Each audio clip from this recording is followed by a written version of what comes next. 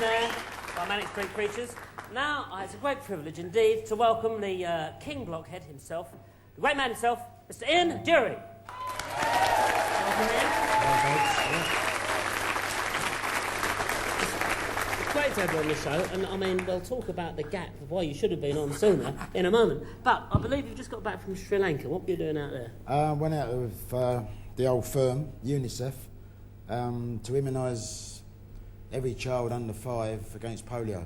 I went out with Robbie Williams, who's just joined UNICEF, and me and my mate Dury talked to the oldsters, and Robbie was out there with a football with all the kids, charging about, hugging people, singing that lovely song Angels. Yeah. And we immunised, well, they immunised 1.8 million children. Well, I think that deserves a round of applause. That's quality, isn't it?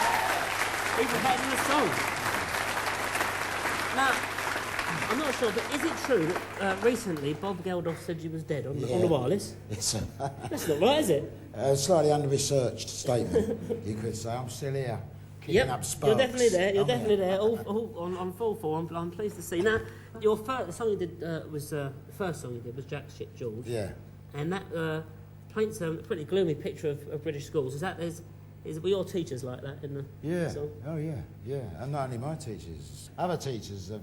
Yeah, I mean, what can I say? I long ago thought you mustn't moan, and I thought, well, bollocks, I will have a moan. Yeah, mustn't grumble. Yeah. But wrong. So, wrong. Have a grumble. Have a grumble. Have a grumble. Well, let's... well, we can have a little private grumble, and then let's enjoy. I think we've got some footage of you and the Blockheads in action from the Old Grey Whistle Test, a special at the Dominion Theatre. In the deserts of Sudan and the gardens of Japan, from Milan to Yucatan, every woman's, every man. Hit me with your rhythm stick, hit me, shift and door in Liberty. Hit me with your rhythm stick.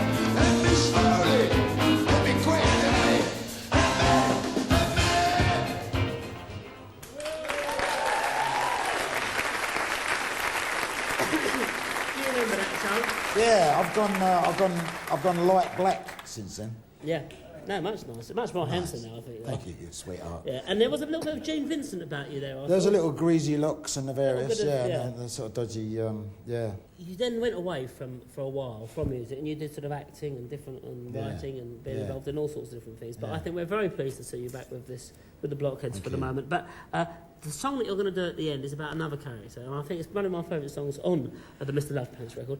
It's about Harry from Wembley. Could you tell us about Harry? His poor little... Do you know that Hancock film about the rebel, the guy that's going, he becomes an artist, right? He's got the bowler hat, and it's that guy. It's that poor geezer with a folded up newspaper on the train every morning. And I felt really sorry for him, and I started having a pop at him in the song. And I thought, no, it's got to be something. It's got to be a glow somewhere for this man. Then I thought it's that rush of euphoria when Shearer puts one in the back of the net at Wembley.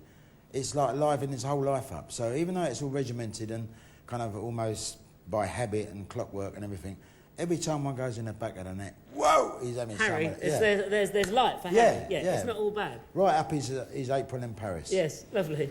And I must say, we're looking forward to hearing that song in a moment, but before we do, I'm going to introduce somebody here. Mr. Ian Dury, ladies and gentlemen.